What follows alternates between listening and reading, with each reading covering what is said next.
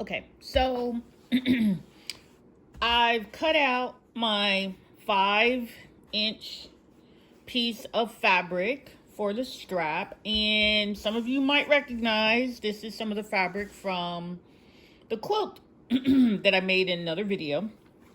But anyway, so here you go. It is 5 inches wide. Now, what's really helpful to me is I have like a Sizzix, so I can cut these 5-inch strips, no problem. But you can, of course, do them by hand. So I've already taken it and folded it in half and just ironed it in the middle, straight down the middle, so you'll have a crease. And let's see, let's open that back up. Okay. And I've cut a 2-inch strip of just some quilt batting. I don't know about you, but so you can see that. But I like a purse strap across to have a little padding in it and not be so terribly bulky. You really only need it to be about 2 inches wide. I know I cut a little bit more, but it'll be fine. So in the middle of your 5-inch strip, just lay the batting all the way down. And just so you'll notice, this batting doesn't go all the way to the end. So I have another piece that I've already cut.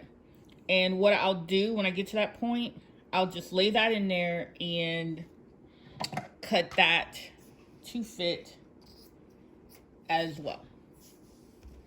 Okay, so, oh, but the other thing we need to do, once you get that batting in the middle, you could use interfacing as well. It's just entirely up to you, the feel that you want. So just gonna fold over to the middle. And let's see. Actually, let me make my life a little easier because I want to get this right this time. I'm sorry. I'm gonna take that out and I'm gonna fold in the middle. And I'm just going to press my seam down because I want this to look pretty freaking close to perfect. Okay, so just going to hold it down. Like I said, you want to, it makes things a lot easier if you go ahead and, let me pull that out for you for a quick second. If you fold it in half again, so that way you'll see the little seam. It'll give you a better guide. And then you want to put your 2-inch piece of interfacing in the middle, about 2.5, it's fine. And then just fold it down and fold it over. And just go ahead and give it a press. Just press it down. And let's see. Well, this one I already pressed all the way down. So now what I'm going to do is I'm going to make a seam right along here and a seam right along there. And it's going to close it up and it's going to look mighty fine, mighty nice. So let me do that and I'll come back and show you. Okay, so what I'm using, and let me go in a little bit closer for you so you can see. Okay, I'm using my 1/4-inch foot, and it actually has like a little guide on it, and it helps make sure you get right at that 1/4-inch mark.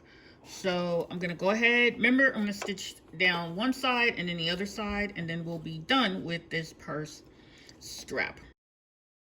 Oh, okay, so sorry there's no audio on this part of the video because this is basically just me sewing the strap. You want to use your 1/4-inch seam allowance foot, stitch down one side, turn it over, stitch down the other side, you're good to go. And ta-da! Look at there, nice, right? Okay. This is going to look really good on your next purse. So we're going to take it over to the table and move on to the next step.